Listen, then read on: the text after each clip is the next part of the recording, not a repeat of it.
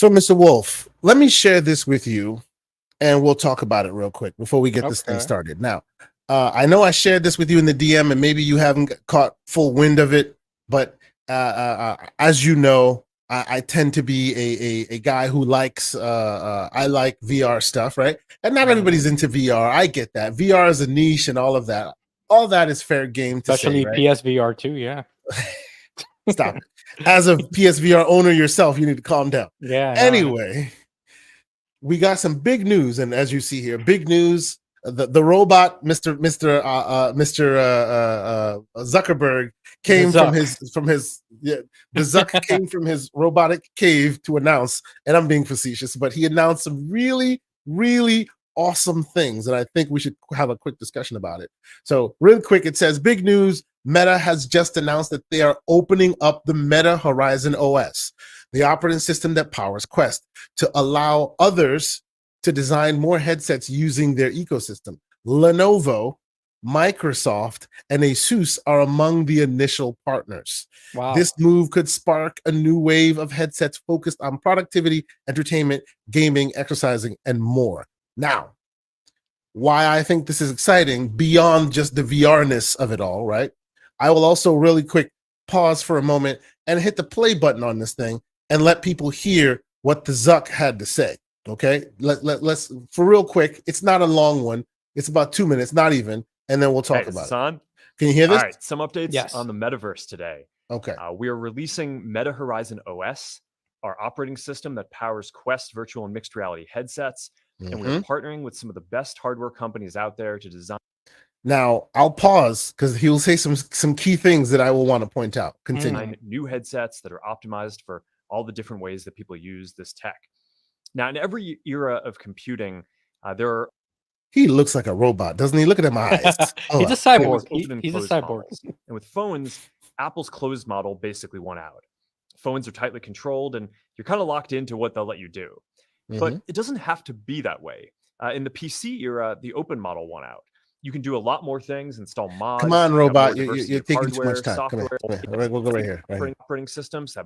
So what they're doing is open sourcing their operating system, which means the thing that ran Quest, obviously the Android back thing that ran Quest, right, now is open source and everyone else can use it. What makes this super interesting? More companies can build different things on it. We've been building Meta Horizon OS for about a decade. We started building it off Android, and while it's still compatible, we've now built it into a much broader and more capable mixed reality and spatial computing OS. The key ideas behind Meta Horizon OS are a feeling of presence with people, no matter where you physically are, space. So these are some of the things it can do with virtual creators and building all these new apps and experiences. You can do all this on Quest like today, the rubber ducks. Now we're also working with Lenovo, Asus ROG, Xbox, and whoa. You see that part? Yep. Continue. More to build headsets that are going to be designed for specific use cases. So you can imagine a lightweight headset that pairs with your computer on your desk to provide the best work experience, whether you're at home or anywhere else you go. Or you can imagine one that's fully focused on watching immersive entertainment like movies and videos with the highest resolution OLED screens. Or think of one that's fully optimized for gaming with support for all kinds of different peripherals and haptics. You can imagine one that's designed for exercise, that's extra light, sweat-wicking materials. Or maybe just a version that comes out of the box with Xbox controllers and a Game Pass so that you can immediately just start playing on a big screen anywhere you go. So, wow. The reason why this is super exciting to me is I have been one that have been using my Meta Quest for lots of different purposes, right? For my daughter, I've set her up and she uses it for piano lessons. And it's one of the best piano teachers ever. I've said this before. I think it is unusually good in how it teaches kids how to play piano. It's literally Guitar Hero, but for piano, and you're using a real piano to do it. Right. Yeah, so you're really learning cool. and you're having fun, right? That's cool. I said I advised shout out to the man Double Barrel Gaming. I advised Boom to start using VR for workouts. He's on his 6th week of boxing training in VR, and he is like loving it. He's talking to his doctors about it. They are flabbergasted at how good it is working for him. That's awesome. Okay? Yeah. Yeah. the first thing I said when I tested out the Vision Pro was, man, this will sell a lot of Quest 3s, because the minute Yeah. the Vision Pro comes out, Quest will start running, not walking to the future, right? Yeah. What they're doing here is separating all the use cases, because the problem with using it as only a workout machine is you got to put a lot of silicone stuff on it to make sure it doesn't get all sweaty on you. Like, you need one that's built for sweat proof, for being able to just run around, right? And some of the tech in it isn't necessary if you're just using it in the game, in the workout context, right? Right. Uh, Which in turn, I'm assuming that then that'll drive down cost, which is the barrier of entry in every It'll product. drive down weight. It'll drive down cost, right? In the instance where you're using it to watch a movie, maybe they prioritize OLED screens and less of all the other superfluous things you don't need for gaming, right? Yep. Yep. This is exactly what they needed to do to move VR to the next level, and not like, oh, VR is a gaming thing, but VR is, because if you've seen VR being marketed, it's marketed to 5, 6, 7 different use cases, right? That's true. And Yeah, you don't need, not everybody wants all of that in one, right? Right. Imagine a world where you have your device that literally follows you when you're on a trip. You put it on your face, it's got extra battery, you can watch an IMAX screen, and that's all you use it for. Straight up Right. awesome movie watching experience, right? Yeah, because Or the problem because the problem with VR is always, what I've seen is that the reason that I think it's considered a niche product is because it's those interested in the Mhm. tech. And but the problem is that if they can get to a level like release a workout one for like a few Yep, $100s, that yep. then the tech can really boom and it can really Bro, take off. talk to Boomstick. Like, he swears by it.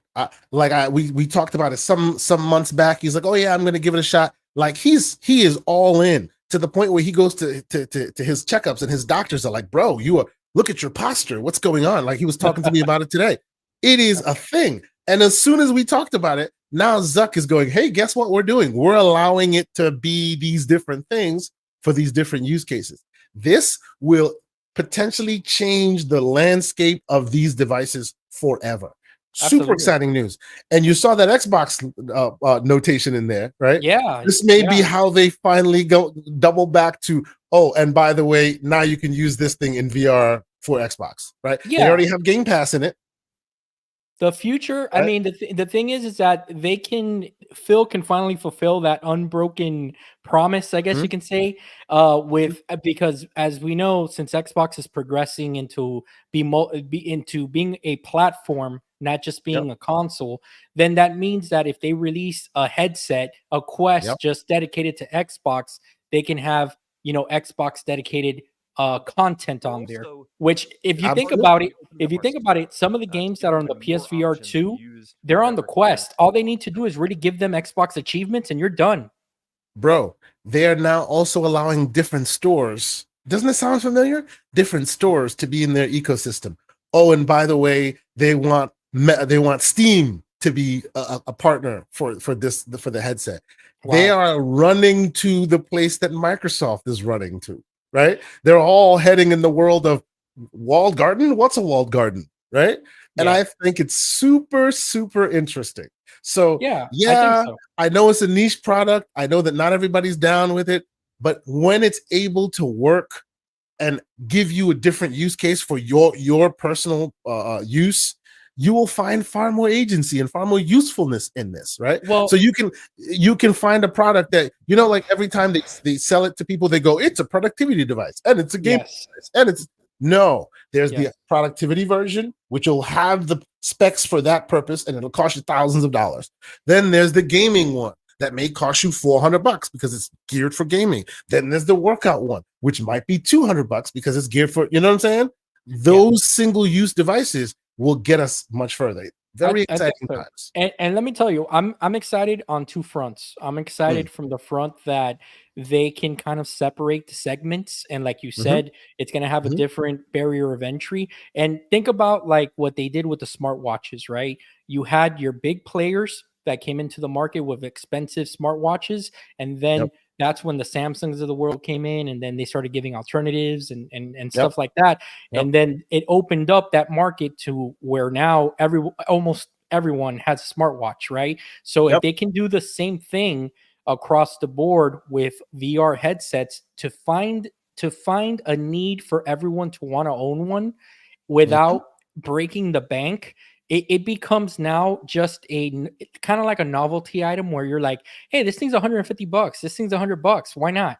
You see, Exactly. when you say why not, that's how you get people. Yeah, because they don't have to put all the crazy tech in for all the various use cases. If you're a gamer, you want them high frames, so you have specific tech for that. If you want it for something else, for movie watching, whatever, you don't need gamer tech. So they can leave that out and make it a much more cost-effective, much more visually pleasing device. So I will say one more thing. That's a big deal. Yeah. It is. It is. And I'm gonna say one more thing. It brings me joy to see Zuckerberg and Meta be all on board here, because at least they're trying to own the segment of the discussion, and they're not backing down, and they're actually kind of trying to innovate in their own way, because they know that they want to be the lower, kind of like the lower spectrum, and they're not trying to be what the Vision Pro is, which is this I mean, that's exactly what they're doing, right? Yeah. They are running, not walking, to get to the promised land before Apple has a chance to revise the hardware and make it $1,500. Right? Smart. Right? By the time they do that, everyone will be hopefully on the Meta Quest instead. But yeah, I thought that was super interesting, something to start off with. But ladies and gentlemen, boys and girls, I say welcome to the Gamers Playground, the show where we do our best to demystify the monolith known as PCMR. And on this show, we try to say MR means mutual platform respect, or get yourself a PC so your missionary game is depending on how you exactly. host. Right down there and all the. I'm joined by Mr. I'm doing great, Kay. Now, do me a favor in the chat. If you're hearing Kay kind of his voice coming in and out, let me know, or if that's just me. But now you're good. Okay. Do I need to step? Oh, it says is Kay botting? Oh, wow. That's okay. No, you're good now. Okay. You're good now. So it's good. Basically, it was an introduction, guys, to episode 34. Okay, we're gonna have a great conversation. Kay, I've been doing really well, as you know. Last week was not too wise for the wallet. All the little adventures I went on for the week. Proud new owner of a brand new Samsung S24 Ultra. I think that me and you. Ooh, you're part of the future now, boy. Your phone can wake you up and make you toast and the whole thing. I mean, supposedly this thing has AI in it, which I haven't even tried out. I don't even know what that's about, so I'm excited about that. But I just don't like to do gaming stuff on my phone. I like my phone to be more productivity, and that's why I have device. Yeah, that's why I have like the various handhelds and stuff. But in any case, also I could not allow. I see him in the chat. Infinite Umbra to show me up. So I went to Best Buy and I dropped the coin on a 4080 Super. So I'm now the proud owner of a 4080 Super. All right.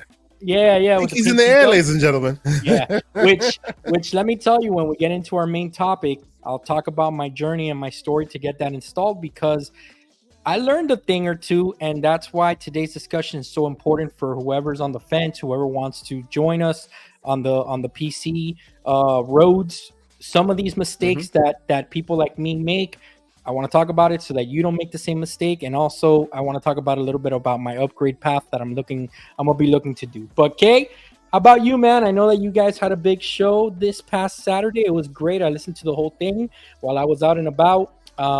Saturday was hot, man. Did you go out on Saturday at all? Yeah, I washed the car, hung out with the fam. Yeah, warm day out here in the old South. Yeah, absolutely. And BT Maverick, I like his chat there. It says Infinite FOMO has got an Everborn and John. That's right. Yes, it does. Yes, it has. Indeed, it has. And you want to know something? BT Maverick, I saw your name come up on Friday. I think you won one of those coins, those Hellblade 2 Woo. coins on Risk It Show. So if you don't want it, you can send them my way. That's all I'm saying. But That's awesome. Actually, I have to say, real quick, this channel is also giving away some Hellblade 2 coins. That's an interesting state of affair. Myself and Everborn, and actually John, I hadn't spoken with you. I was thinking about how we would go about doling that out, whether it be like picking names from our members list or people in the chat. You know, I wanted it to be something that if you are a member, you'd get some benefit out of. So maybe I'll pick it out that way. But yeah, we will be giving away Hellblade 2 coins ourselves, and the last day will be towards the end of this month. So there's 5 coins up for grabs. So, you know, stay tuned for that. We're definitely going. We want to be part of that as well. We were lucky enough that Ben Kenobi reached out, and we've been communicating with them and him and Holly. So yeah, man, right. It's interesting times. And we do have and we did speak last week, and we do have an idea for a custom coin for the GCP channel, which might, and Gamers Playground, which we might do something unique, but we'll keep that on the DL. We'll talk about that. Yeah, we'll talk about that. But all right, so let's get this started in earnest. And this time, I think I'll start by asking you. And I know you've been benchmarking and this and that, but what games have you been playing, man? The only thing I've been playing is, like you said, the benchmarking game. I want to make sure what this 4080 Super can do. But I did dedicate some time to a little bit more Yakuza 0. Okay. Trying to get through that game, and then I did play Call of Duty probably longer than I should have on Saturday night. But that's other than those 2 games, nothing else really much. How about you? So me, I love y'all. I have the show in my blood. I love it because if it wasn't this right now, I'd be playing No Rest for the Wicked, which is what is literally eating my life right now. Looks so love good. That game. It's so beautiful. Yes. Now you heard me yell about it. It's great.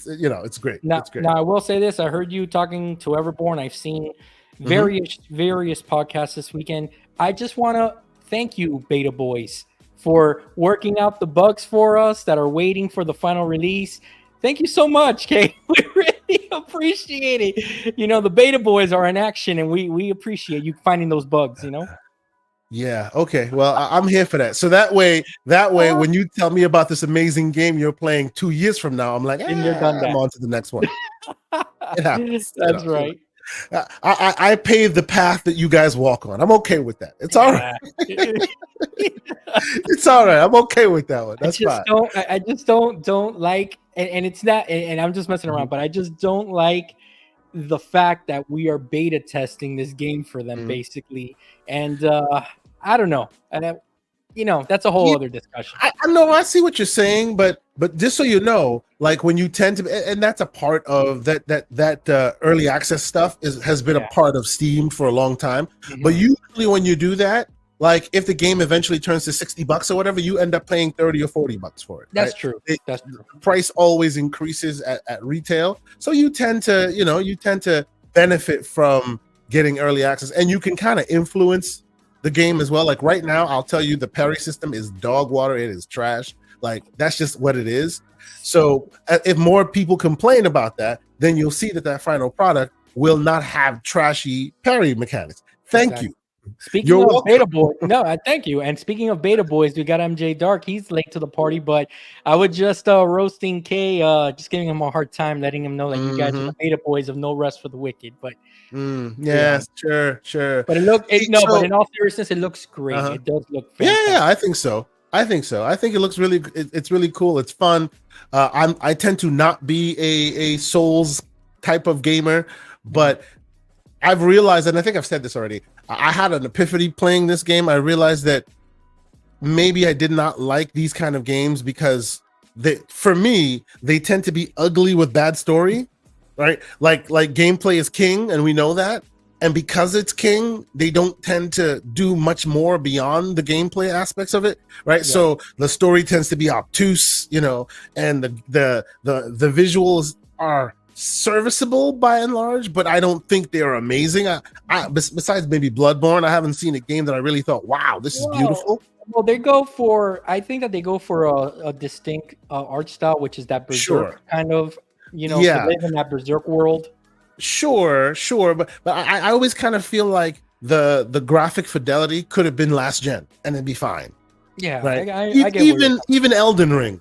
I'm like, the game has this huge open world monster, like you discover so much, but still the assets and the graphics look kind of okay. Yeah, I've always thought that. This here, the story is amazing. The graphics are just insane. So much so that it's pushing me forward. Yeah, it's pushing me forward. So, we'll see how much further I play with it. But for now, it's great. It's great. And if I have to drop it, I will. I will, because it's in the beta stage. That's true. Go ahead and read the super chat, and then I'll tell you what I was going to tell you. Sure. Mr. MJ Dark with the $2 super chat. Welcome, sir. He says, John Wolf, you beta testing the wrong ally. Yes, sir. Man. Hey, my SD card still works, man. That's all I'm saying. Yo, yeah. One of the few. Congratulations. I'm lucky. I don't have a red ring of death. Yes, ally. That's right. But what I was going to tell you is that the thing about Souls games is that everybody finds their one that they like eventually, and then one of the things that coming over to the PC space, we got Wiimote, man. So if the game wants to screw us over a little bit, we can say, you know what? How about we fight back fairly? When that boss is just one-shotting you, all of a sudden you're like, you know what? Maybe I can one-shot the boss. Yeah. So I'm just saying, Wiimote. So I will take a page out of your book. And you recommended we do something that I do find quite interesting. So possibly we may institute that on the show moving forward. And what do I mean by that? It is the idea that every week we want to highlight some of the stuff that's going on in the world of gaming. Now, this will be the way we also blend in our recommended segment, right? Where we recommend things for you to either play and or look at. We usually recommend some cool tech tools and whatnot.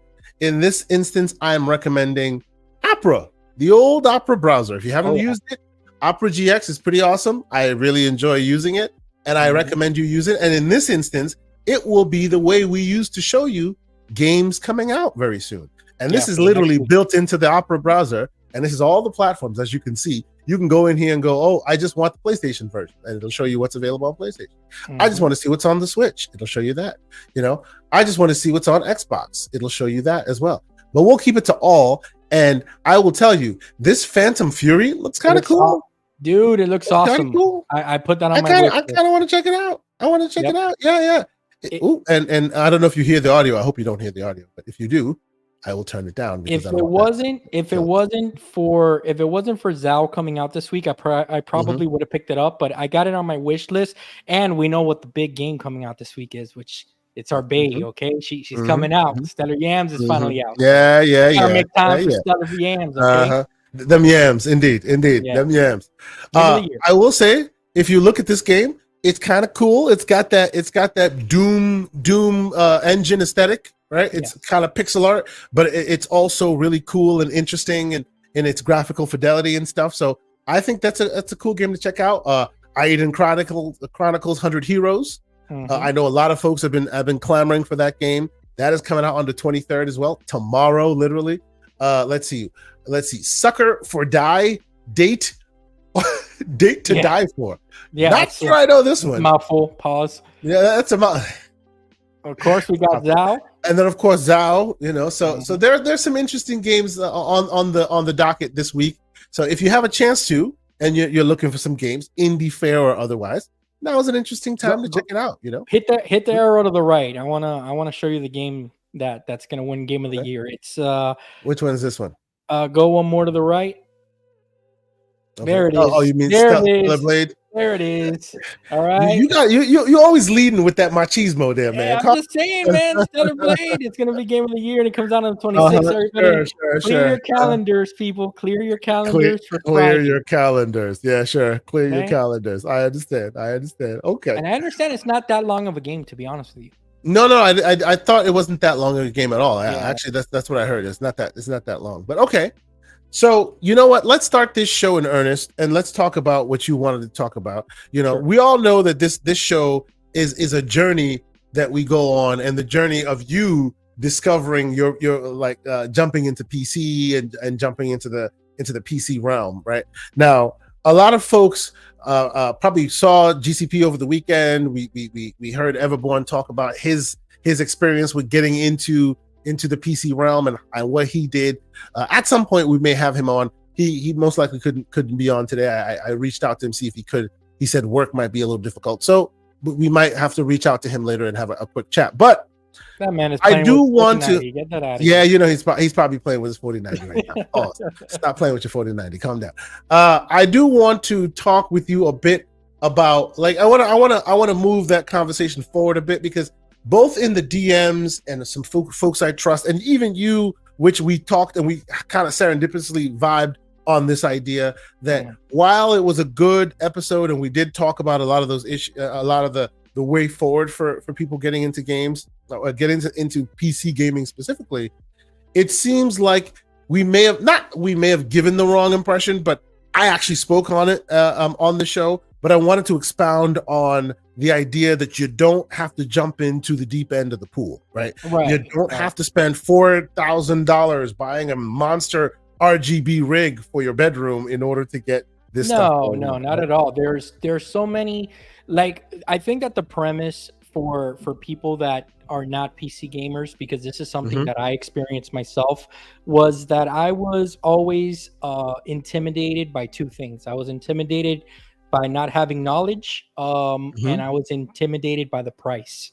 And I think that those, when you factor those two things in and you can break down those barriers, I think that you understand once you're in it, you can look back like I do, and I can understand like why some people have these connotations and these conversations surrounding it. And I really want us to dissect today what that means for someone that listens to this show and is like, man, I really want to do this, but they keep on telling me not to buy a pre-built. They keep on telling me that it's $4,000. They keep on telling me it's this or that. We're gonna break this down to the granular level as best as we can, so that anybody can watch this and feel like it doesn't matter where you're at on the radar. You can get in. You can get in. And you know what? To that point, right? I will set this up in the show in the chat as well. If you have an opportunity to jump in our chat and have a conversation, I will set it up so that if you want to chat with us, or if you have a question that you wish to pose, you could just put it in the chat right now. And any PC related question, anything like that, we will answer it for you. We're here to make all of this a little easier for people, so people can understand. So it's not always like that unusual, debilitatingly high idea of, oh my God, it takes so much to get into it, right? I was actually chatting with Boom after, and I use Boom as my barometer. Great dude, always loves his games, and I was talking to him about all of this stuff, right?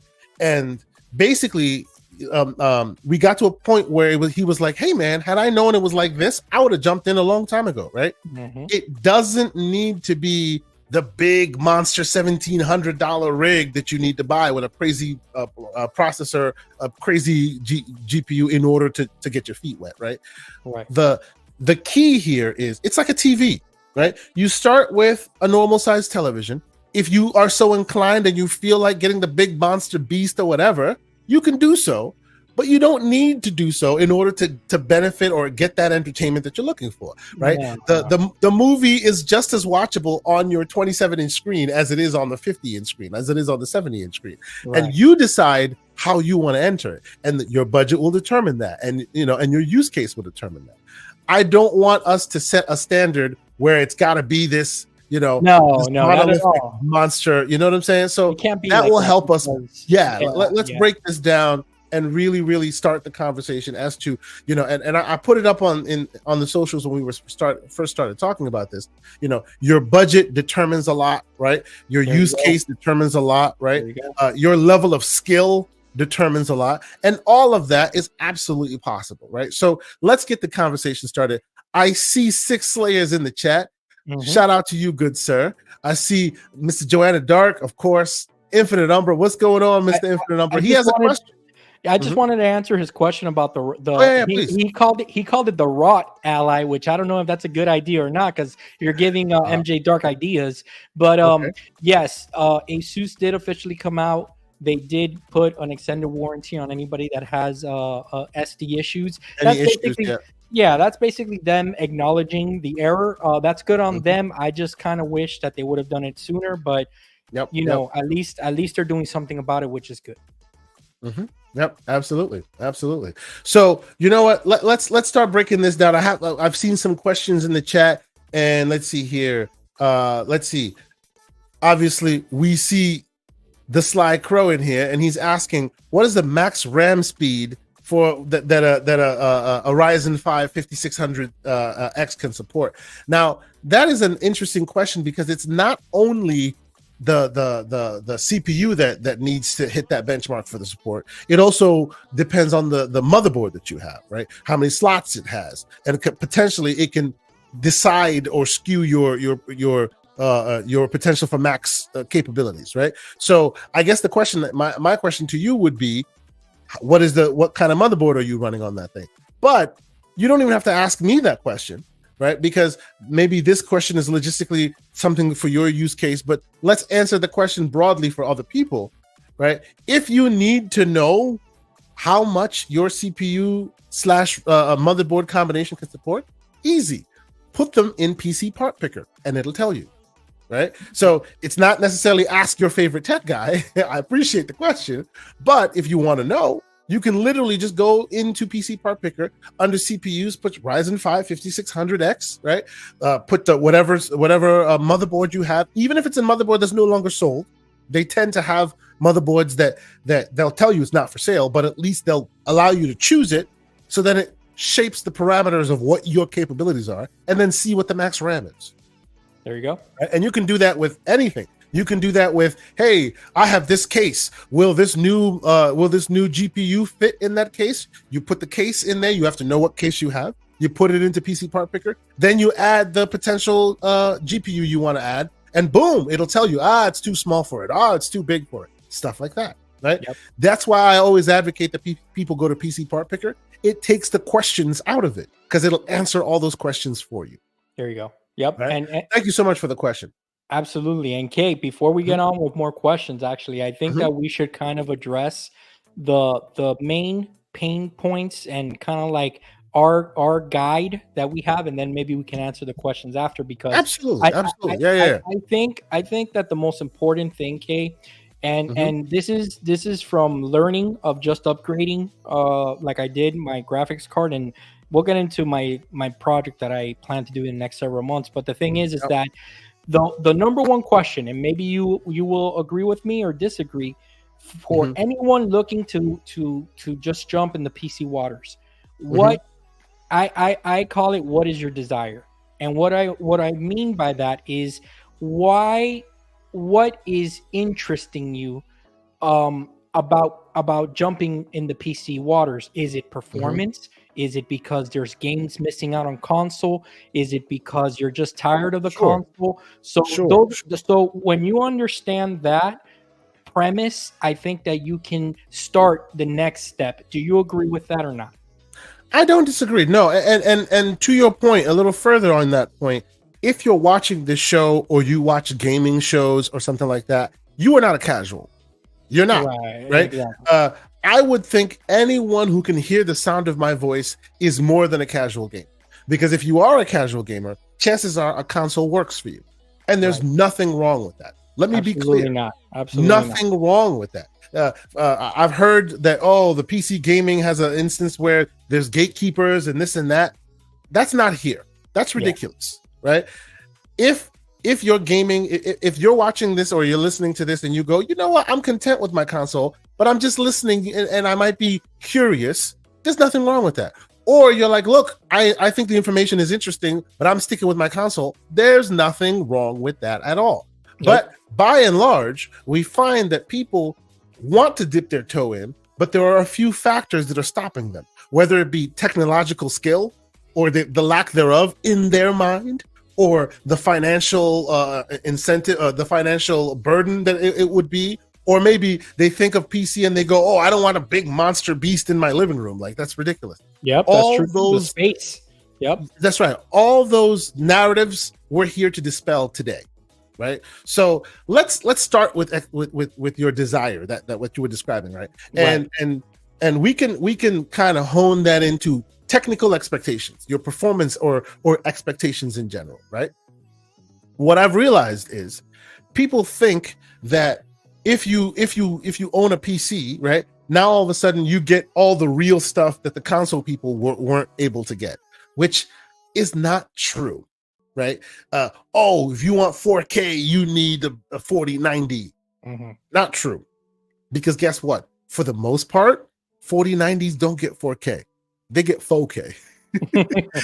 they get good 4K because they have DLSS and all these other upscalers that allow it to allow it to either get close or sometimes even visually look better than 4K because you have the algorithms in the background working really hard. But that is for a $2,000 processor or $2,000 GPU, right? Absolutely. You don't need the big monsters to get something on your screen. And by and large, if you're watching this and you haven't dipped your toe in the PC waters, what I want to dispel that we discussed a little bit on the show on Saturday, but I want to talk a bit more about on this show, is that you don't need to have a pre-built or build a PC yourself in order to benefit from these PC waters. Absolutely. Right? Nothing wrong with pre-built machines. There are many pre-builts out there. Like everything else, you must be careful when you make your moves, right? That's why I always advocate for PC Part Picker. Even if you don't know what any of the parts mean, put each and every one of them into a part picker and let it tell you what logistically it looks like. Because sometimes you'll look it up and it'll say it doesn't exist in there. That means you're getting a proprietary part that may not be something you want. Right? You should be able to buy every piece individually if you so choose. And if you can't, then that's a red flag, right? Stuff like that. That's the general knowledge of getting into it. But a lot of people who are dipping their toes into the water may not even want to build a PC and have a case and have this and have to put all this stuff together. I think that is unnecessary. I know you did. And you were adjacent for a while. No. What I said was I didn't. I bought a pre-built. Yeah, you bought a handheld. You bought a handheld first. I got the Steam Deck was my introduction, and then a pre-built was actually my first PC tower that I had.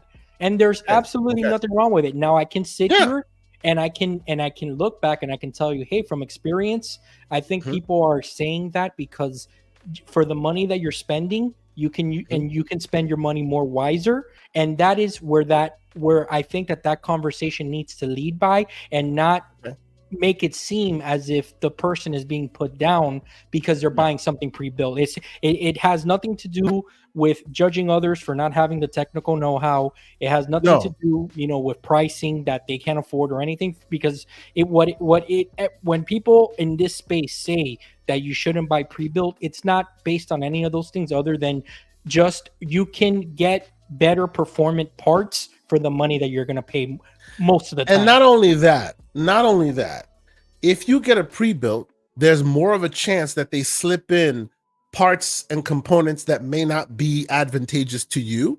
They're trying to save themselves a buck. It's like when you have a car accident and they say you can either go with your own repair shop or the repair shop recommended by the insurance company. You don't want to go with the repair shop recommended by the insurance company because they're trying to save some money, right? Exactly. You want to make sure you get what you want versus what they give you. And pre-builts tend to kind of slip in certain components that you may not want if you don't know what you're looking for. Yep. Right. And so you have to kind of keep an eye out. Yeah. Absolutely. And here's a pro tip. Best Buy, if you sign up for their Total Tech program, which I think is $200 a year, number one, it covers anything that you buy from Best Buy for the whole year. Number two, if you buy the components little by little, you don't even need to build it yourself, and you can have an expert there build it for you. You can have them build it for you. Absolutely. If you don't have the knowledge. So there's so many different avenues that you can take here that it's up to the individual.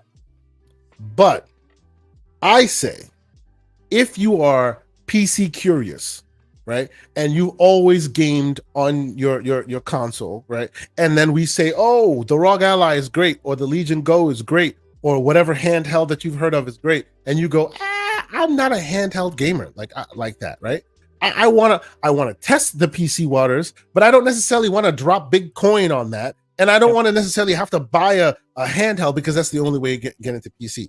For you, and for most people, I recommend a mini PC.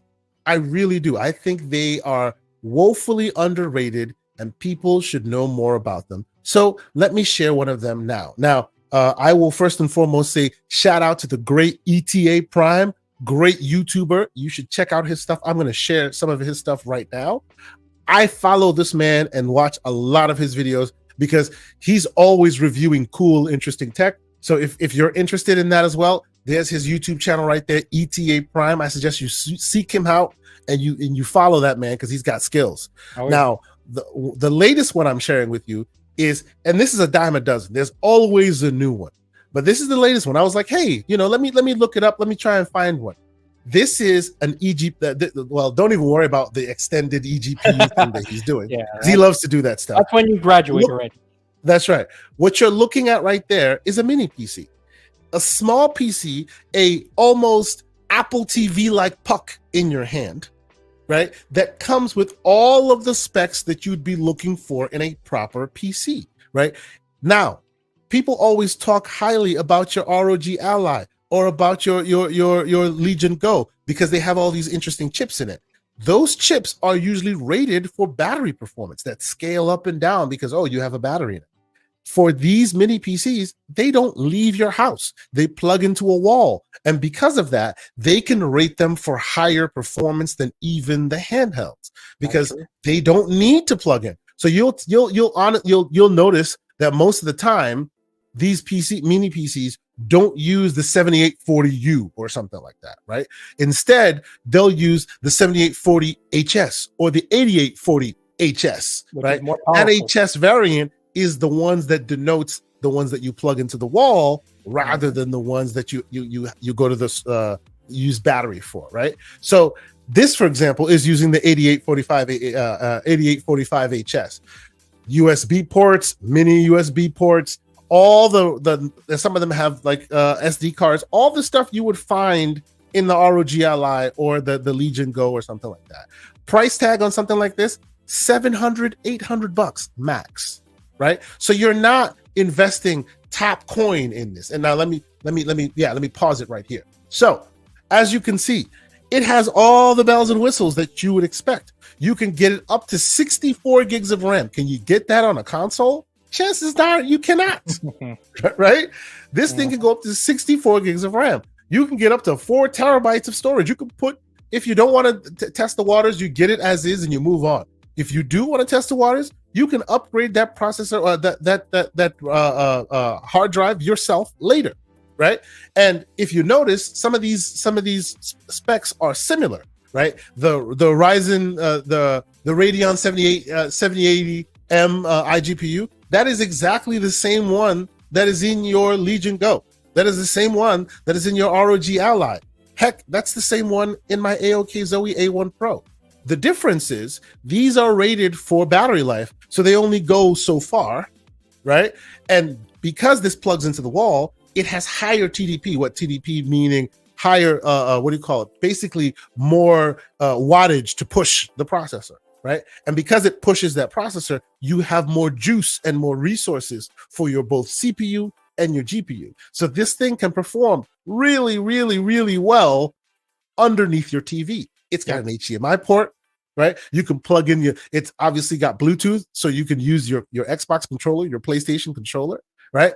And as we've discussed on the show over the weekend, you can set up big picture mode in Steam as your normal interface. So you boot this thing up, you're in big picture mode. It's under your TV. You're playing, No Rest for the Wicked or any other game that's not currently on console like that. You're not configuring a damn thing. It's just right there, right? So this is just one example of these things. What do you think, man?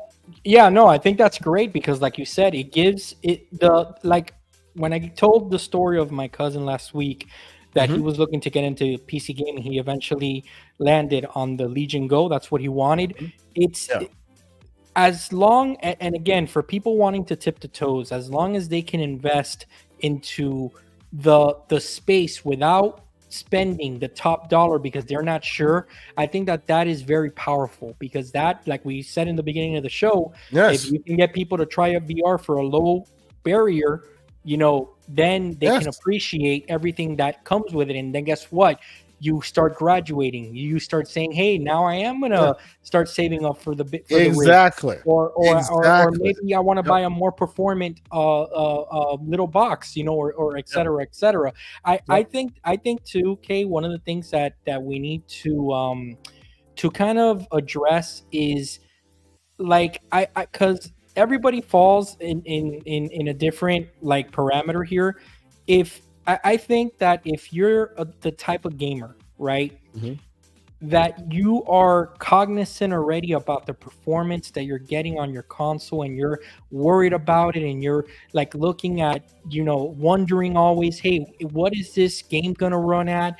And you've already graduated to the point where now it's not just about turning on the console and enjoying your content, but now it's more, hey, this is running, look at the performance in it. I think that you're reaching the threshold where you're kind of graduating. And I think that your gaming desire, as we're calling it, is asking for more, which is your gaming needs aren't being filled by consoles anymore. You're no longer the console target audience if the speeds and feeds start mattering to you. Exactly. Right? Yes. And then the thing is that, again, look, by the way, look at the size of that thing. That's incredible. Tiny little box, and it packs a punch. Like, look at that thing, so tiny, and all it's got is an HDMI on it. Dude, you can even mount that in the back of your TV. Like, it's perfect. So what I was telling you was, and again, like, I don't want to make it sound kind of disparaging or anything towards people that prefer their console. There's nothing wrong with that. I still play my PS5. I'm gonna get a PS5 Pro when it comes out. I will always buy consoles, always, even though that now I consider myself primarily a PC gamer. I'll still buy consoles. But the thing is that one of the things that I'm not worried about anymore is that if said company, the games aren't performing as I would want, I have an alternative, and I've taken the matters into my own hands, which I think that many people in the community that are constantly kind of frustrated, they need to kind of understand that it's a you problem, and you have to take accountability and just take matters into your own hands. And this is the way you do it. Entering one of these ways. So, okay, once you've identified your desires, right? Like, so before we move forward, just real quick, everyone sees the size of this controller. We all know what an Xbox controller is, right? Look at the size of that controller compared to the box, right? And then look at the specs. This thing has got 32 gigs of RAM in it. Damn. Right? Even more than the Series X. This little thing has up to 2 terabytes of storage you can put on there. Right. Now, that doesn't mean what it can do. Yeah. Now let's not. It doesn't mean that it's going to be playing all your games at 4K, etc. All that stuff. Well, but the Series X doesn't play your games at 4K. It plays it at 4K. And this can also play it at 4K. It can use upscalers just like any other system, right? There you go. It can use upscalers. Don't assume that you plug this in and you're getting native 4K, because even the Xboxes don't. Your PlayStation doesn't give you native 4K. Your Xbox doesn't give you native 4K. And the games that it does give you native 4K on the Xbox, it will probably give you native 4K on this as well. Right. And what do I mean by that? I'm talking about indie games. No console is playing Cyberpunk at 4K native. My 4080 Super's struggling to play that native at 4K. So I mean, it's over 60 barely, but still, it's the games and the engines are hitting everything with all their might. It just requires too much power to run stuff native. So, okay, so to summarize, when you've identified your desire, why is it that you're interested in the space? The next one is you got to look at your budget. You got to look at how much you're willing to spend in order to get what your desire is. If you're someone that says, hey, you know what, I want every game that I have to run native 4K as best as I can. I want no sacrifices. I don't want to worry about upgrading. Yes. I Then we have something for you. Yes, we have sites called NZXT. Yep. Right. We have sites called Best Buy where you can have it custom spec'd or something like that. But if you don't want that, you have the money. You are Everborn Frivolous Purchase Saga. You want to go out there, buy yourself a big beast. It's all available to you. You can get the Starfield branded one. That looks pretty cool. You can get all of that, right? All of that. You can go pre-built in this way. You can go Origins. That's right. I see you there, Flood. What's going on, brother? Right? You can go Origins. There are many options for you. So you come here and you don't feel like, oh my God, what am I going to do? The one has a 4060 in it. The two has a 4070 in it. The three has a 4090 in it. Let's guess which one is more performant. It's that simple. If you got the cash for it, you can drop it. So let's just go to the one, for example, right? You go in here, you choose your thing. It starts at $800. That looks just like mine, actually. The one on the right. There you go. Oh, which one? Hold on, man. Let me that one right there. Yeah, this one. Yep. Okay. So you it starts at $800, right? You pick the black one, you pick the white one, you start speccing it out. Well, I want one that has this. I want you choose the specs you want. i5 processor versus an i7 processor. You may not understand what any of these things mean, but understand, and the reason why I say NZXT specifically is because they speak to a gamer, right? And they try to speak with gamer parlance. So even if you don't understand what these specs mean, you will see them reflected in their synthetic benchmarks, right? Oh, this will get you Starfield at 40 FPS at 1080p, or 30 FPS at 1440, or it may not play it at 4K. You know what I'm saying? Yeah. But if you up the processor, right, now all of a sudden it may do a bit more, right? Now it's doing a bit more, and this is all done without DLSS, right? This is all done without upscalers. This is telling you what it can do, right? And of course, shout out to the man Lucius. He's here to remind you not to buy Intel. Why? Because I have an Intel, and I can tell you that he's trying to foster competition in the space. Yeah. You know what I'm saying? He's trying to foster competition. There's nothing wrong with that. No, absolutely, right? So if you're in the market for the big dog, you can get the big dog, right? Either local or you can get it here. They'll put it together. Like something like this will cost you $1,500. You might most likely pay a little bit for shipping, and you'll be out the door. And when it comes, it will be hands down one of the greatest machines you ever used. Why? Because these guys pride themselves on having a name of being able to set that up for your gamers and all that. And you may not necessarily need to know any technical prowesses to get this thing done, right? So if you have the money and you want the best of the best, you can always come to places like this and choose that, right? But you may not have the money, right? You may be balling on a budget, as they say, right? Or you may have the money and go, look, man, I don't even know if this is what I want. If this is where I want a game, I want a secondary, right? I hear all these people playing these games that have not come on console, right? And I don't want to wait for 2, 3, 4 years before I get access to it. In that instance, then you understand that everything means concessions, right? The bigger your budget, the less concessions you deal with. But even the biggest budgets among you are still dealing with upscaling techniques in some shape or fashion. Absolutely. Right? Absolutely. So the idea that I want to get everything balls to the wall, you're not getting that. That's not going to happen. There will be a game that will bring your processor to its knees. I'm talking about you, Dragon's Dogma 2.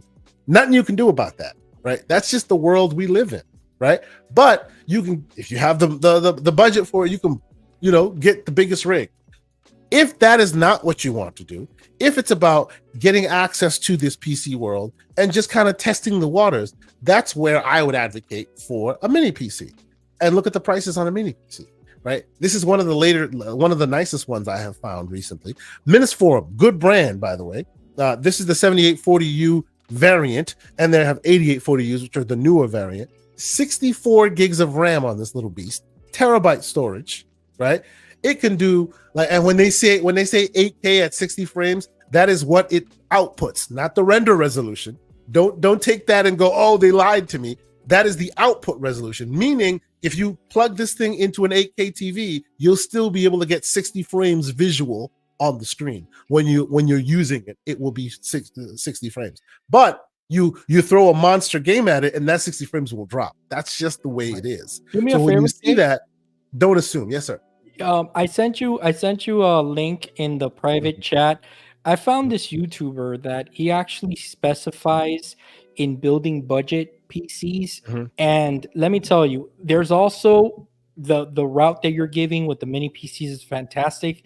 And if you're someone that you are, you want to get your hands dirty and you want to build, this YouTube channel that I found, this gentleman is excellent at building budget PCs, and he does it for about $500, and he compares the performance between a PS5 and an Xbox Series console.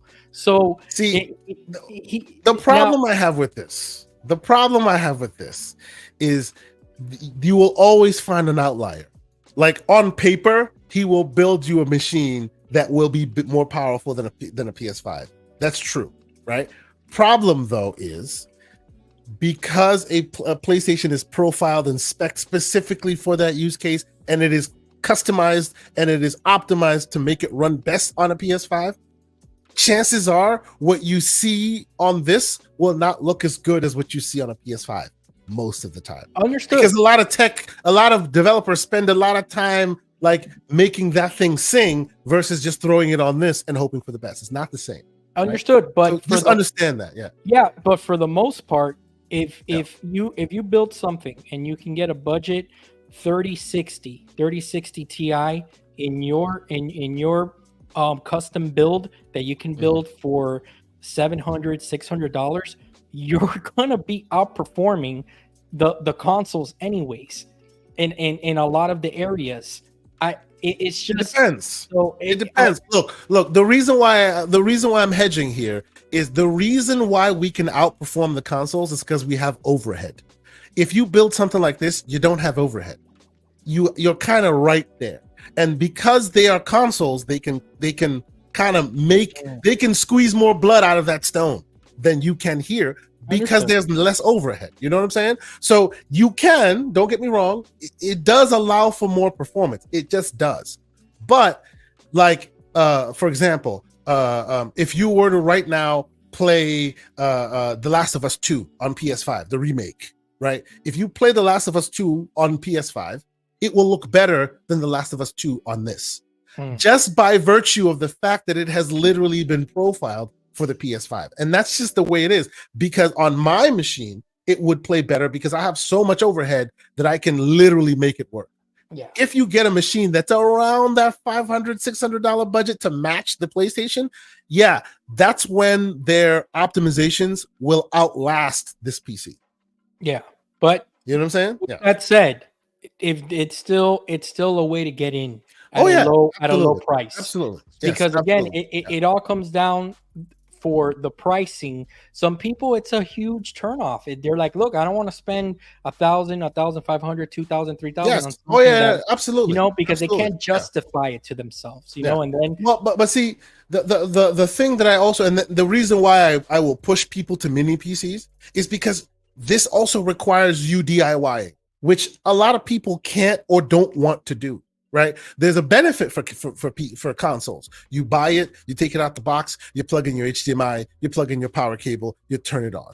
This comes in components, and you have to build it, and you have some know-how. You know right, what I mean? but the thing is that the reason why I'm telling you that this is not like a bad avenue either is because for the people, the same way that there's people that just want plug and play, there's people that want to get hands-on and build it themselves, but they don't want to buy top of the line. So and I do think that what will happen, because as we all know, once you start buying components, upgrading, it becomes addictive. It's part of the fun. Well, but that's you. That's you, but, because but you have always been that dude. I could tell. You right, you just tapped into the waters and now you're swimming deep. I know. but the thing is that it's part of it, right? Like you have your people that are like, look, like you did this generation. You said, listen, for the 40 series, I'm going, balls to the wall. I don't want to worry about upgrading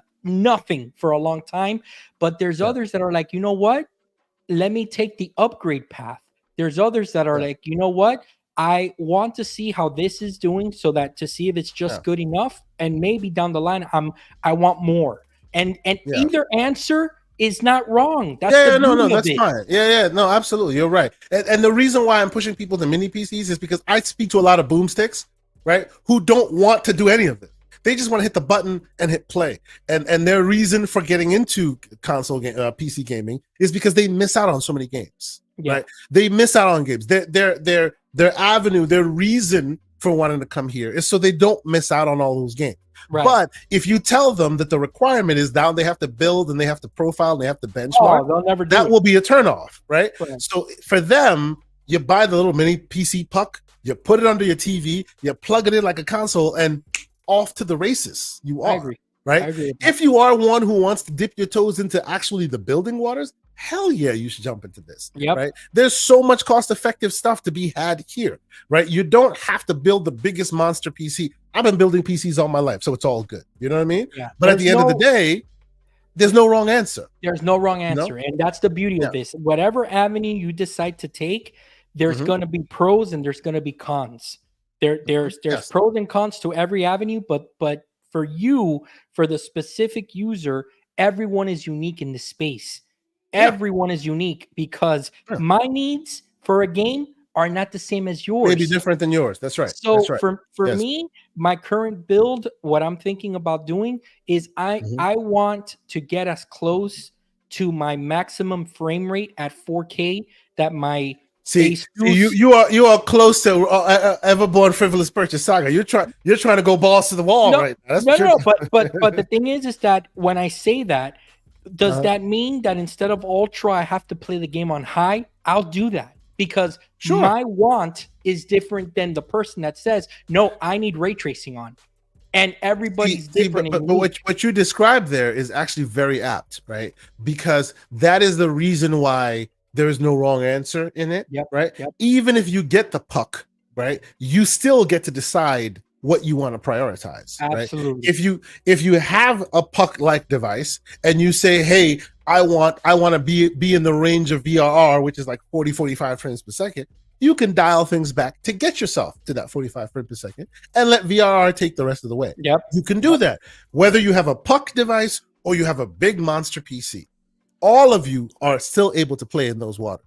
So whether you are a John Wolf type who's dipping his toes into the builder waters and do it more DIY and get more customization, or you're just a guy that goes, look, man, I don't care about any of this. I just want to be able to play all the games. I want to make sure that they're able to come to my device wherever they happen to live.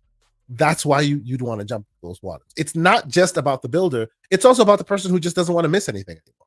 Right. Absolutely. And there's room for you as well. Right. So, I think that is really cool. And you know what? We should put this man's YouTube channel in the chat. So those who want to give it a try, see how it feels. If you're not a person who may understand how PCs are generally built, or you just want to kind of see how others are building it or get some ideas, there's nothing wrong with it. You can come in here, check it out. He's got a lot of builds for very reasonably priced, $500, $300, $400, $320, stuff like that. Now again, you calibrate your thinking, right? In a world where a $5,000 PC can barely play Cyberpunk with path tracing unless you DLSS it, right? A $300, $400 PC, you're talking about indie games mainly, or maybe some emulation, right? And that's all well and good, and you can do that as well.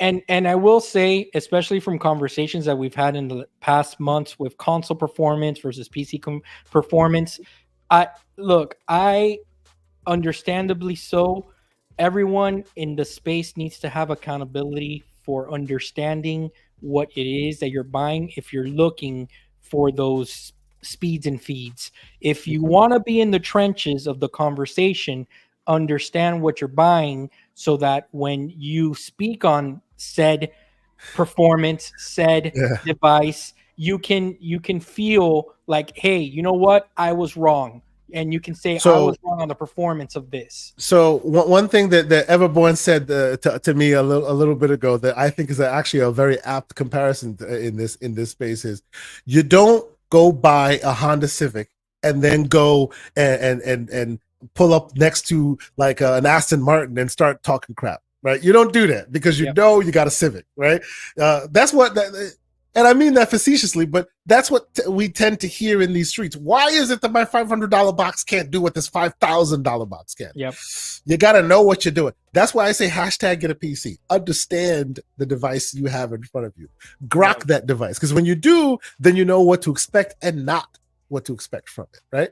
But yeah, you know, I think that fundamental understanding will help you decide that, hey man, I need to make sure that I get the best frame rates. I want to be a part of that conversation.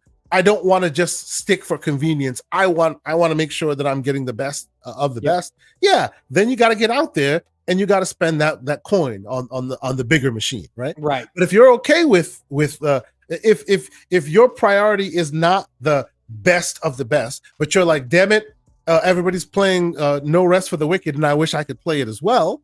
I may not be a big console guy, a big PC guy. I may not know my DDR from my PSU, right? But I still want to play in this PC waters. Then I have a thing for you, and it's called the mini PC, and it's $750, right? Absolutely. And this $750 thing will have 32 gigs of RAM, a terabyte of storage, and trust me, through upscaling, you'll be able to play almost anything you want. This thing can hit 60 frames on Cyberpunk, as long as you don't turn ray tracing on.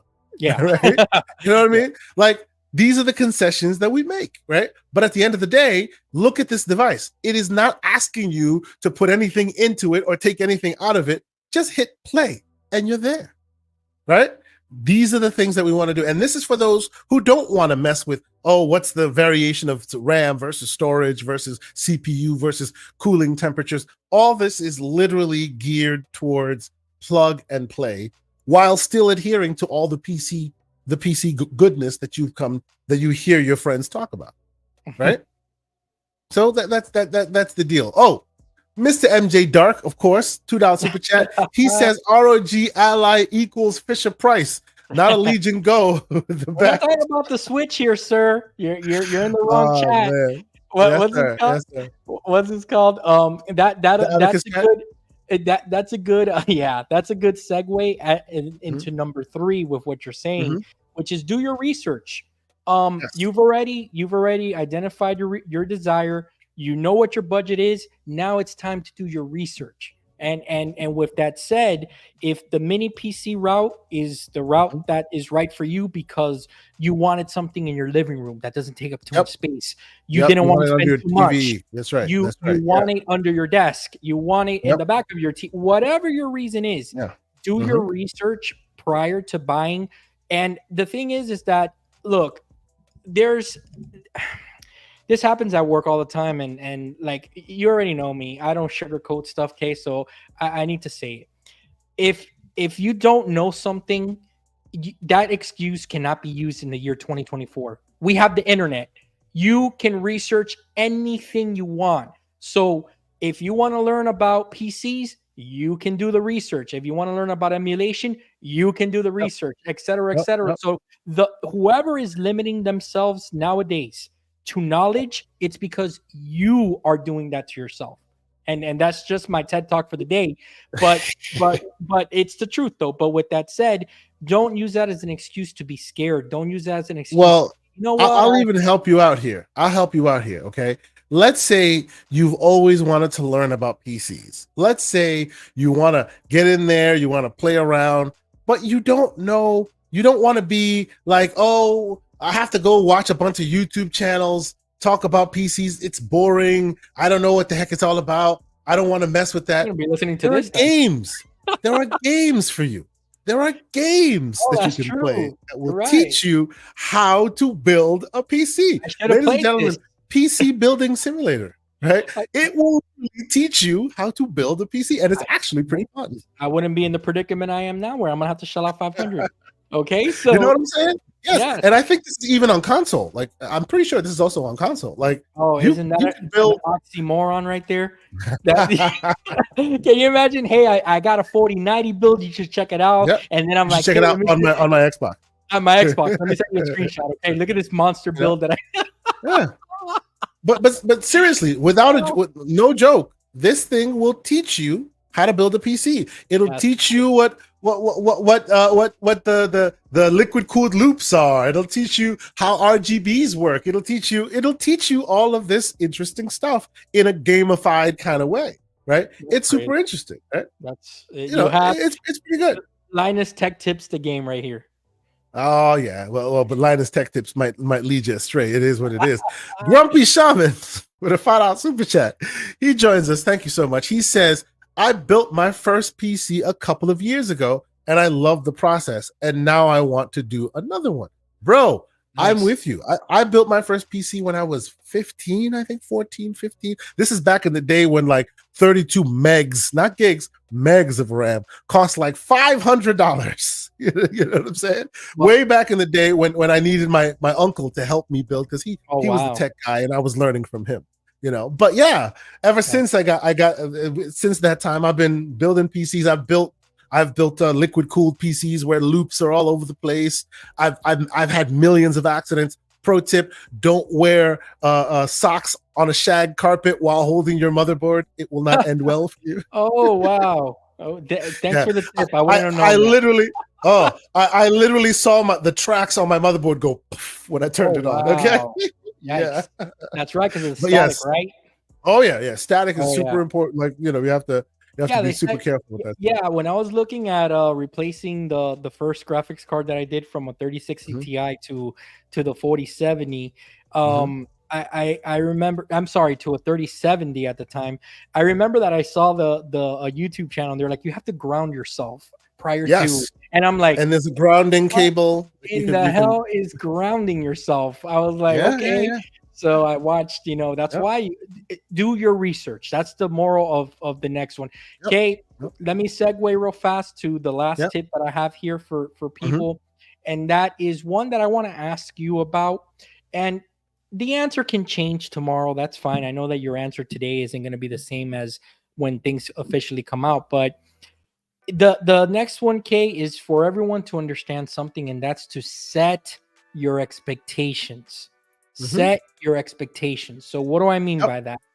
When I jumped into the first build I had, which was a 3060 Ti 2.5 years ago, almost 3 years ago now, I knew from research what the range was going to be for my gaming. So I wasn't going into Cyberpunk thinking I was going to run things on Psycho ray tracing.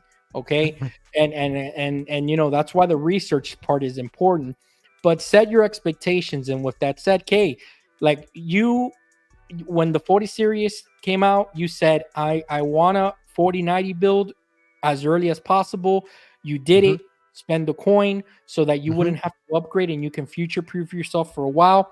So let me ask you this, for your expectations, when the 50 series gets announced, there's rumors that it's going to be announced this holiday. Are you, depending on what they say, are you going to look to upgrade, or you're set and you're happy with your performance and you're happy with your build, that you're probably going to stay to what you said, which was you're not going to build for maybe 5 or 6 years? So the reason why I went with a GTX 4090 is because before my 4090, and actually I upgraded I had a 30 series card and then I upgraded to the 40, right? And the 30 was kind of a wishy-washy card. And when that came out, it did well, but it didn't hit the benchmark that I wanted it to hit. Now, those in the chat, those that know this space will understand what I say when I say this, right? I had a 1080 Ti for 7 years. Okay. And until ray tracing came and blew everything out of the water, which people caught FOMO and started wanting the RT and the path tracing and all of that, my 1080 Ti was chef's kiss, perfect. I never needed to look elsewhere. It's so interesting. That's the GOAT. A lot of people. It's so interesting that I bought it 7 years ago, and 7 years to the day when I was ready to get rid of the card, I sold it and made a profit off of the original purchase price. Wow. Right? The 1080 Ti was the GOAT of GOAT cards. And because of that, I was able to just be like, what? I don't care. And I was just playing my games. Never had an issue, right? In the world we live now, there is no one card that can just be like, yep, this is the card. You press the button and everything's at max and you move on. Mm-hmm. Even the 4090 liquid cooled that is looking at me, looking all shiny right now, still needs some concessions, some dialing here and there, right? Yep. If I play the wrong game, like obviously it's not optimized, the No Rest for the Wicked.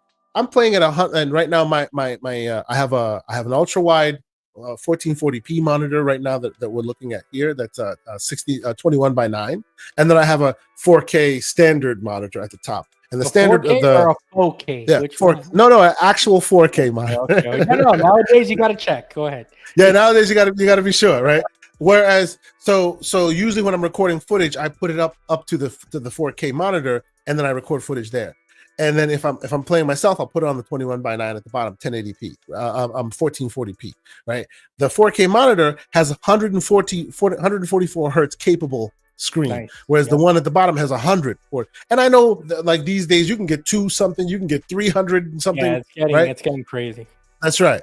But even with my 64 gigs, even with my 4090 build, even with my high processor and the whole thing, No Rest for the Wicked fluctuates between 114, which is the benchmark of my monitor, and it drops to 70 sometimes. Yeah.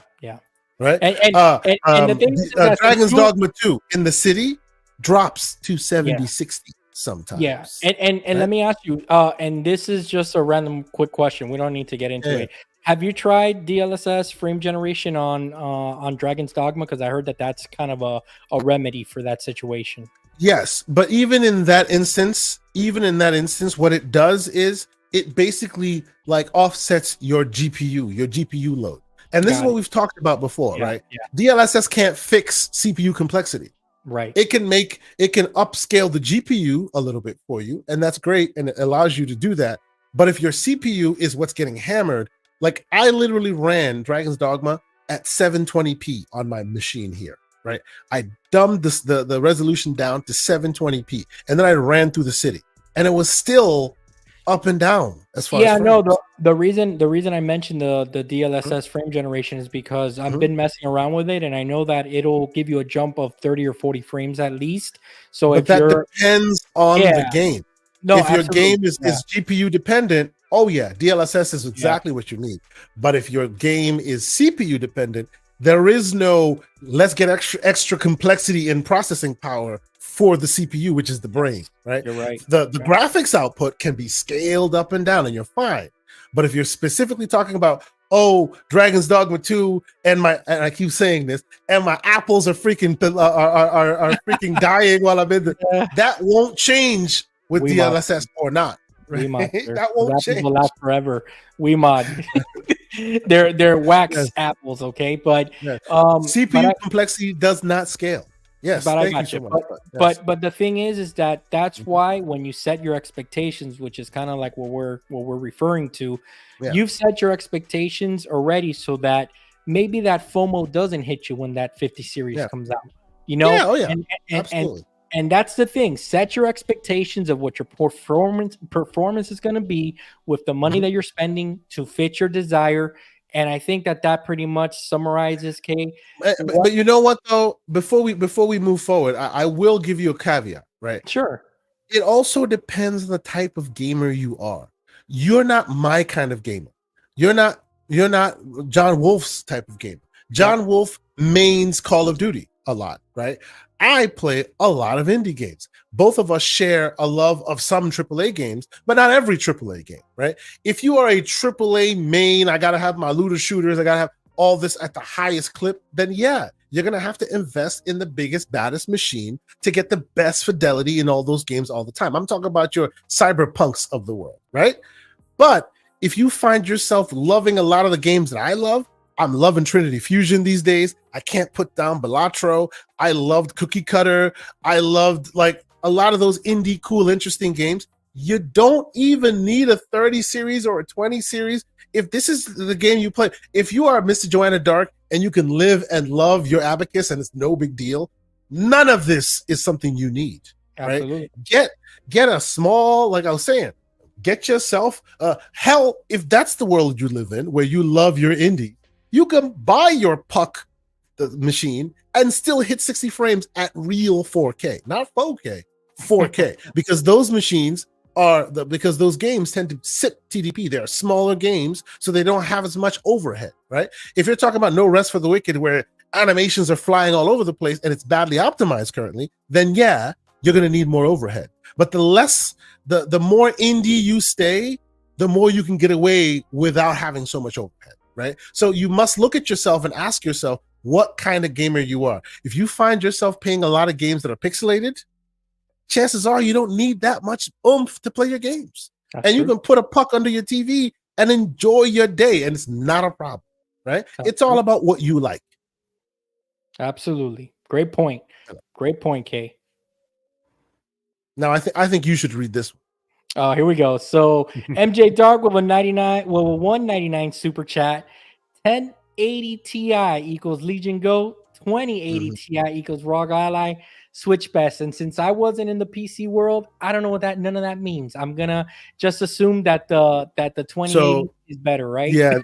Well, the 2080 ended up being a disappointment. Like people expected it to replace the 1080. It definitely did not. No. That's why the 30 series was marketed to the 1080 crowd, because the 2080 just didn't do it. Oh, so it was an Ouya device. I got you. Okay. Oh, this guy. It was an Ouya device. But yeah, okay, let me ask you this last question about just the process of choosing, because I do want to talk about this right here, since I am going through my upgrade kind of path here. Also, I think it's also important that everyone understands that when you talk about either dipping your toes with a Steam Deck, which I think you can get one now for like $250. I mean, or something like that, right? It's 300. Something like that. If you're okay with getting a refurb version, you can get it for like mid twos. Yeah, you can get it for mid twos. Even the Ally you can get for mid threes. I would be careful with the Ally refurbished though, because the battery was already bad to start with. So if you get a refurbished one, it might be even worse. You know what I'm saying? Like, well, we're not gonna dog on the ROG Ally anymore today. No. Look, I'm speaking facts, bro. Like, look, it's the truth. I got you. If you buy a used handheld, you don't know how much of that battery has been used up until now. And we all know that the Ally's battery is dog water. So, you can only go down from there. There's no denying that. You got to play plugged in. But the thing is that there's when you look at the plethora of devices and ways that you can get in, there's no reason at all why anybody should feel intimidated or nervous about it or anything like that. There's return plans. Like I told my cousin, listen, take the Legion Go home, mess around with it for 2 or 3 days, and if you don't like it, take it back. And there is one caveat that I do want to add to this conversation that I think I missed. Maybe we should add as well. Okay. Sure. So in the world, and I would be remiss if I don't mention this, because the Fox talks about this all the time, right? People hear about it, they talk about it all the time. And maybe you've heard about it yourself as well, and you wonder what that is. Because what tends to happen is people don't want the big, not everyone wants the big PC life, right? Again, people who just want to dip their toes in the water don't necessarily want to be, hey, I want the big dog machine. You, Mr. John Wolf, have even done this yourself. Yep. And what I'm saying here is, let's say you are a type of person you don't want a handheld because you're not a handheld gamer. Shout out to Slow Mo Backslap. He is not a handheld gamer. He has tried it many a times. He's like, it's just not for me, right? But he also has a full-fledged PC. He is in the PC water. If you're one who doesn't have a handheld and you just want that PC, and I've told you about those pucks, right? And then you start playing in that world and you go, you know what? I want more performance. I wanna have a bit more agency in my gaming. I want to make sure that I hit those frame rates even more. There is always, even in the puck world, there are upgrades available to you. And what I mean by that, eGPUs. You have one, right? You use one. You've used one for a long time before you decided to head into the 40 series waters, right? Now that means you buy a handheld, you buy a small puck for your $700-800, and then as you get more mature with it, right? As you get more performant with it, and you decide, you know what, I think I want more. Then you can come and buy something like this, which is an external GPU that's connected by one cable, right? So instead of using the GPU that's inside your machine, you now use a GPU that is built into this device, right? And in doing so, now you're getting way more frame rate. You want to turn on ray tracing? You can do that off of the little puck. Oh, right? hold on. Let me give Flood some heat here. Yeah. This is an AMD. Yeah, that you're not doing ray tracing. It is an AMD card. No, that was for Flood. I just blew his chain. I wanted to bother. Well, you ain't doing ray tracing. Sorry. I just messing around. But it is true. It is true. If you are on an AMD machine, an AMD GPU, chances are you're not getting like high ray trace frame rates. But don't talk smack, because even on this 7840U device with my 78M 80M GPU, let's say I'm playing I'm playing Doom Eternal. I can turn on ray tracing right here. Yeah. Right now, I'm playing what do you call it? What the hell is it? Minecraft with my kids. I can turn on the ray trace Minecraft right on here. Xbox can't do that. They still lock that thing down. But on here, I can turn on ray tracing and have the total path traced world in Minecraft. Right? No, and to credit, and I'm just messing around, but the AMD side too, the equivalent to the 4090 on their side, while it lacks on the ray tracing, and more than makes up for it when you're playing without it, and you get it for a fraction of the price, and you're getting big performance. You know, it's not there, but it's close enough. It's good enough. Yes. It's good enough, and the cost to benefit ratio works out in their favor. So you'll hear it say rasterized performance versus ray trace performance, baked performance versus the path trace performance. In the baked world, they even beat NVIDIA in many respects, right? But the minute you put the whiz bang, hey, I can see myself in a puddle, then they fall flat. It is and that has been your graphics card war talk, because over on this space, since it's not Xbox versus PlayStation, it's AMD versus NVIDIA on this side.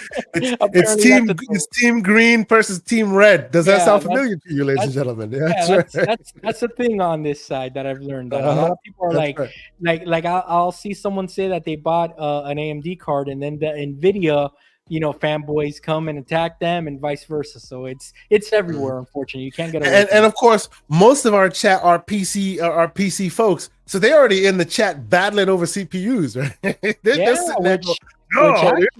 Which actually, Lucius had mentioned the current, what he considers to be the best CPU on the market, which is actually the one I'm going to upgrade in a few months. Well, okay, so let's be clear. Like, that CPU is definitely a better performance CPU than the Intel variant. Now, why I went, and it was even when I bought my card, why I went with the Intel variant is if you plan on doing workloads that are non-gaming, the Intel one still beats it. But if you buy that machine for gaming, and gaming is your main focus, right? Yeah. They have way more performance, not way more, but like you can see the difference in performance with the Intel variant versus the AMD variant. But the minute you try to, like, let's say render a 4K movie or render a 4K video or something for us content creators, all of a sudden, the Intel one, like, it still smokes everybody. So it's all about your use case. Right. And I'll be getting it because, I'm on the gaming side all the way, but I think we hit it out of the park, man. This is a pretty good user guide for anybody trying to get in, man, and they have no idea, and they listen to us and they're like, oh, you know what? These guys, they don't make it sound too complicated. I hope so. I hope that we have dumbed it down, and not dumbed it down, but we've made it understandable for those who may not swim deep in those waters. I know a lot of folks in our chat know exactly what they're doing, and they're advocating for their team green versus team red, but not everyone understands all those. And what we're trying to tell you is that the water's fine. Join us. It's not that complicated, and you don't even need to make it that complicated for yourself. You are very and of course we have Flood with his Intel madness with team blue. Get out of here with that ridiculousness, sir. Blue, a Hewlett Packard or something? Arc. Arc. I gotcha. Intel. Gotcha. Intel. So let me tell you a quick funny story, Kay. As you know, I upgraded to the 4080 Super. I come quickly to find out that I had a 650 watt power supply. So you bottlenecked yourself. Yes, so I remember this. So I had to, buy myself a new power supply. I got myself 1,000 watt. And here's the thing, right? So I've never done that before. I've never replaced a power supply or nothing. So when I bought an MSI power supply, and I'm looking at the box and I'm looking at this thing, and the gentleman that was helping me, he's looking at me and he goes, "Look, man, why don't you just leave it here?" And that's how I learned about the Total Tech thing that I talked about. And I'm like, you know how it is, okay? My Latino heat came out, and I go, "Listen, man, I could figure this out. But I'm not gonna lie to you. The whole ride home, I was sweating bullets, man. I'm like, oh my God. Like, there's so many connectors. There's like, it's complicated. I'm gonna have to watch videos. I'm not gonna be able to get my baby back on time today, up and running. It was so easy. It was so easy. Like, you couldn't make a mistake because the cables are exactly the ones that go in the slots. Everything's labeled. It was so easy. But bro, welcome to the new world. I built PCs back when putting in a NIC was like difficult. You used to be a guru because you knew how to install a network card and you had the drivers ready for doing it. And it took effort to do it. I'm saying, like, these grays are here for a reason. I'm sorry. I was talking about it in our DM and I'm like, look, my pride, it got to me. He's like, no, just leave me. And I'm like, what? I'm like, no, man, I ain't gonna leave my PC here for you to install the power supply. And I was able to do it, man. And the reason I say this is because if I can do it, I think anybody can do it. See, but what you got to be careful of, and I've learned this. I'm learning this as I go along. Like, I always assumed that, this is just easy. Come on, everybody can do this. Like, I don't know, like, this is not complicated. It's not complicated for you because you want to try. You have that passion to try. Not everyone has that, right? Some people just want to cut to the chase. For you and me, the journey is as cool as the destination, right? Yeah. For some people, the journey is completely debilitating. They do not want to deal with it whatsoever. They just want that destination, aka button game. Right? That's what they want, right? And for them, there has to be answers too. It's okay to not want to go through that journey. I enjoy that stuff. I agree with that. You'll see me online with my play night. You'll see me customizing my stuff. I'm in the DMs. You hit me up. I will answer any question I can for you. I'm here to help. It's all good. But you don't have to go down that path to get to the end, which is the game that you want to play. Yep. Very true. So very true. There you go. So yes, unless anybody has any more questions, if you have any questions, you can put them in the chat, or again, you can always reach out to us in the DMs. We're here to talk games, man.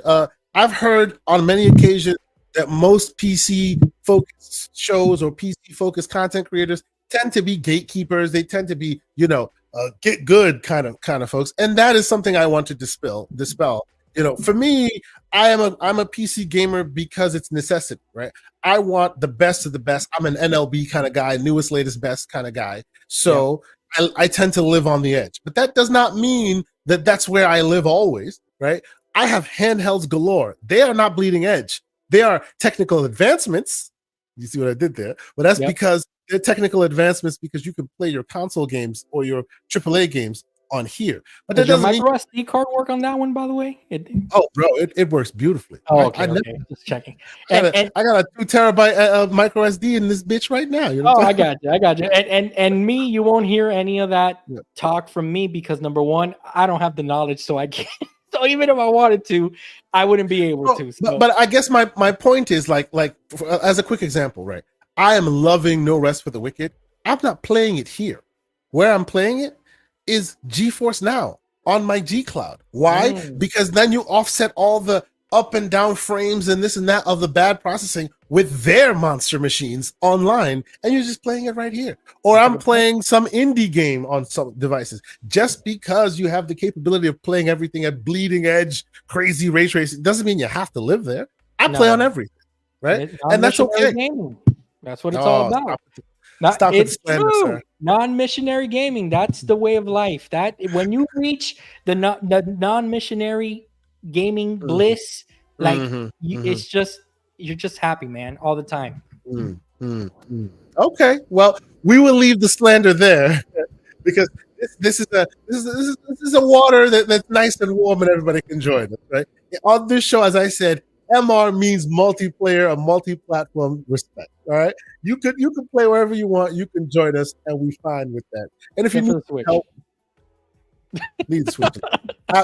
Abacus has gone through enough already. Calm down. But yes, I think we should about leave it there. It's been a great episode. I have enjoyed our chat as usual. I'm looking forward to a bunch of the games coming out. I'm looking forward to, continuing down this path of PC, and maybe next time we'll do some more deep tutorials. I am trying to change my workflow a little bit so that maybe I can do some hands-on, maybe some tutorials, maybe show some stuff, make it easy for folks to understand. There's more to come in this space. I really want to make it as something that's more approachable, that people can be okay with testing the waters of. You know what I'm saying? But absolutely. Until that time, how about we do some housekeeping notes? Once again, I will let you know that we are holding a contest. We will be doing a giveaway of 5, count them, 5 Hellblade 2 coins. Then that'll be the beginning of our contest giveaways with these Hellblade, with these coins. As you know, if you've watched if you've heard it on them YouTube or Twitter streets, or you've seen him on our show, Ben Kenobi and that blue number Holly are giving away coins, and that is the only way you can get them. You can purchase them. They are awesome keepsakes. I think in the world where you no longer have physical that is actually worth anything, these are actual things that you can keep, and they're special and they're unique to every game. So we have the opportunity to give 5 away. Stay tuned on the channel. You'll hear more about that soon enough. If you are a member, please consider being a member. If you're a member, whatever way we devise giving that away, we'll make sure the members get first dibs, right? Also, join the Discord if you have the opportunity to. I am going through what I call my code spring cleaning. I get monster amounts of code between game codes, between Humble Bundle and a few other things that I get. I have pages and pages and pages of games that I either have double duplicates of, or I just never will play them. So from time to time, I'll just go into the Discord and start throwing them out there. If you happen to be there, you catch yourself a code. It's all good. I'm still looking for like console codes, but those tend to be harder to come by. So by and large, I have a lot of Steam codes. So join the Discord. If you want to get your hands on one of those codes, there'll be no contest, no giveaways, no nothing. I'll just throw the code in the chat and you'll get your hands on it. It's absolutely what's available to you. You're totally welcome to okay. So take a note of Zach Riley. I think he mentioned this earlier on the show too. He says he's not seeing the special channel. Oh, he's not seeing the special channel in the Discord. That is unfortunate. So what I did was, if you are a member of the channel, if you join the membership, there is in the community section, there is a post that only members can see, and that gives you special access to the channel. But Zach, I will definitely look it up. I know you joined the chat, you joined the community recently. I will definitely, after the show, I will 100% go look it up. If you can, reach out to me on X, reach out in the DMs. We can chat about it. I'll make sure I get it right, working right for you, brother. No worries about that.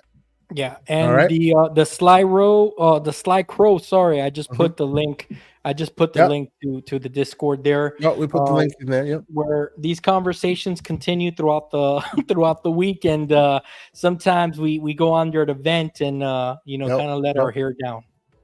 Yeah, if you want a venting session, if you want us to kind of pat your back while you complain about certain things. You can come Hey, out of the Discord. you guys been patting my back for months already. I think I'm done. I think I finally got over it. Only took like it's 3 cool, months. B. It's cool. It's cool. It's all right. Yeah. It's cool. So yeah, we're gonna leave it here. Look forward to a lot more content from us, a lot more content from me. As games come out, you're going to see a lot more from me. I want to start streaming when I have an opportunity to. Maybe I'll start streaming. Maybe I'll do some YouTube streaming. Maybe I'll do some streaming from Game Pass, the cloud setup, because it's easy to do that. I'm looking forward to playing Ghost of Tsushima on PC. I love that game. Maybe I'll stream that. We'll see what happens. But yes, Mr. John Wolf, it's always a great conversation with you, sir. Tell the people where they can keep up with your ongoings on these here streets for the next week. Yeah, thanks, Kay. It was a great conversation. I think that we gave a lot of good and useful information today. I wish there were shows like this when I was starting my journey, talking about this stuff. So if for anyone out there that listened, I hope that we helped kind of guide you. And like Kay said, if you have any questions, reach out to us on X. Both of our names are on the bottom, how you can find us on X. Also, we're both the same on each platform: Steam, Xbox, PlayStation. The only thing you're not going to get from us is our social security number for the Switch. Other than that, you can find us anywhere. Just reach out. Don't be shy.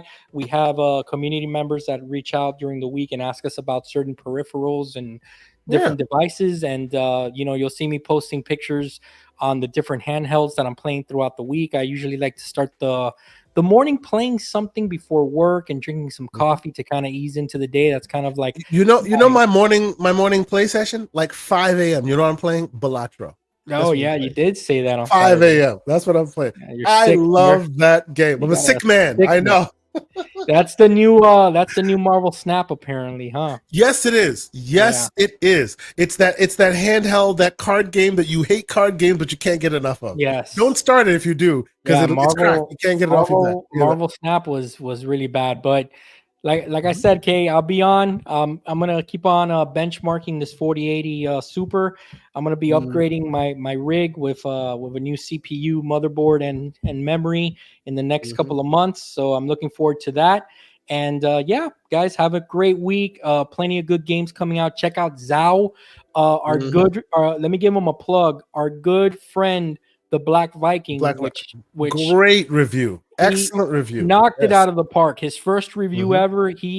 Honestly, he needs a job at IGN or something, because he was. No, I was about to say he gave IGN a run for his money. Yeah, they coming for you, IGN. They coming for you. I agree. So check out his review. The game looks phenomenal. I'm getting all those Prince of Persia vibes from earlier in the year. I can't wait to play it this week. And of course, Stellar Yams. That's going to be one of my game of the years for many reasons.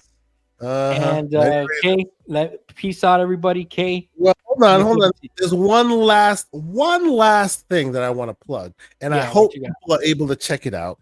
And that is the Wandering Dutch is doing his indie showcase. So the community indie showcase, and I actually will. Let me see. The Wandering Dutch. Oh, dude! Last year blew everything else out of the water except for the Xbox showcase. Yeah, and he's doing it again this year. It actually is the 27th. So this weekend, if I'm not mistaken, he is doing it. Let me put in 4 days. Let me put the link in the chat. We'll take part in that. You will see a whole bunch of indies and cool games that I'm looking forward to. Check it out. He was actually in the chat not too long ago. Check it out. He's got a who's who of content creators. I think even Aaron Greenberg is confirmed to be there, to be on the show. Check it out. Support the man, because, we want to be the change we want to see in this environment. He's doing it for the community. It takes so much time and effort to do it every year, and he's still doing it. So shout out to him. Support the man. Promote. Hit the like button. Go check out that stuff, because it is awesome and it's done by one of us. So please support the Wandering Dutch. It is CIS 2024. Use that hashtag all over the place. Let people know you're watching. So yes. As for me, of course, Wednesdays, myself, Mr. Boomstick, and friends, we're gonna be out there talking that mess. Hopefully, there's some interesting things to talk about. If not, we always find some real cool gaming stuff to go on about. And then, of course, Saturday, you will catch me and the aforementioned Everborn Saga back at it again on the Gaming Circle podcast. And of course, back here Monday night, once again, doing this once again with my brother, Mr. John Wolf. So for myself, John, and the rest of everybody that's always having a great time in this chat, I say thank you so much for being a part of this. Thank you for being here. And of course, keep it gaming, and we will see you next week. Peace.